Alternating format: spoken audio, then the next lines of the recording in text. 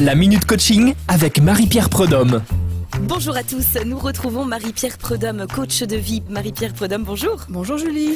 Ce mois de novembre, on aborde la thématique « J'ai envie de changer de vie ». On peut le dire qu'en ces journées qui commencent à rétrécir et en ce mauvais temps qui s'installe, ça peut être quelque chose qui s'éveille dans l'esprit des gens. C'est vrai, envie de renouveau, envie d'un soleil qui se lève et donc d'une nouvelle vie. C'est parfois dans ces périodes-ci que les idées naissent. Et justement, une des idées qui peut parfois naître, c'est je veux changer radicalement de travail. Il faut évidemment bien être conscient de savoir si on s'éloigne de quelque chose et si on va vers quelque chose. Exactement.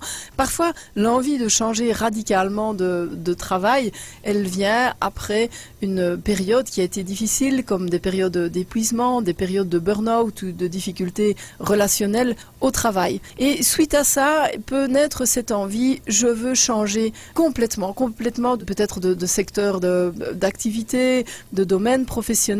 Mais là, attention parce que on peut avoir une pollution qui s'installe et quelque part une généralisation par rapport à un secteur, par rapport à un métier qui est le fruit ou qui sont le fruit en fait de ces expériences négatives.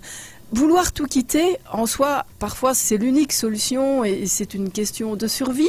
Mais pour pouvoir quitter un endroit de façon saine et optimale, il y a lieu de pouvoir assainir les expériences du passé. Elles ont pu être traumatisantes et si elles ont été traumatisantes, d'autant plus dépolluons-les, assainissons le souvenir et les marques physiques, émotionnelles de ce qui a été vécu pour pouvoir redémarrer du bon pied. Redémarrer du bon pied, c'est aller vers quelque chose plutôt que être dans une dynamique de fuite et de s'éloigner d'eux. Alors pour pouvoir justement donc bien prendre conscience de la cause de ce malaise au travail, il faut, on l'imagine, prendre du recul. Est-ce qu'il existe des trucs et astuces pour pouvoir faire une analyse globale de la situation et aussi un travail sur soi pour se sentir mieux? Prendre de la distance, oui, ça très certainement. C'est une des premières étapes à partir du moment où un médecin considère qu'il y a burn-out, qu'il y a épuisement et qu'il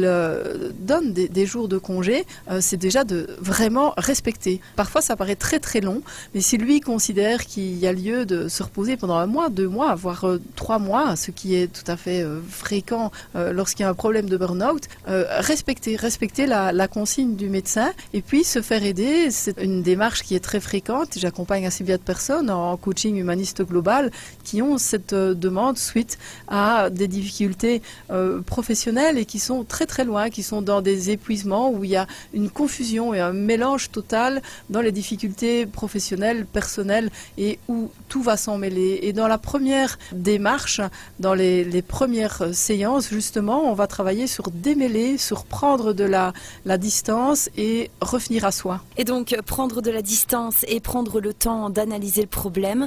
La semaine prochaine, on abordera la possibilité de reprendre des études. On peut dire que c'est aussi lié à ce changement de travail. Exactement, ça peut faire partie de la trajectoire. Et c'est ce qu'on évoquera donc la semaine prochaine. Marie-Pierre Prudhomme, on se retrouve donc la semaine prochaine. Merci. Pour contacter Marie-Pierre, rendez-vous sur le www.coachingprudhomme.be ou par téléphone au 0478 99 71 57.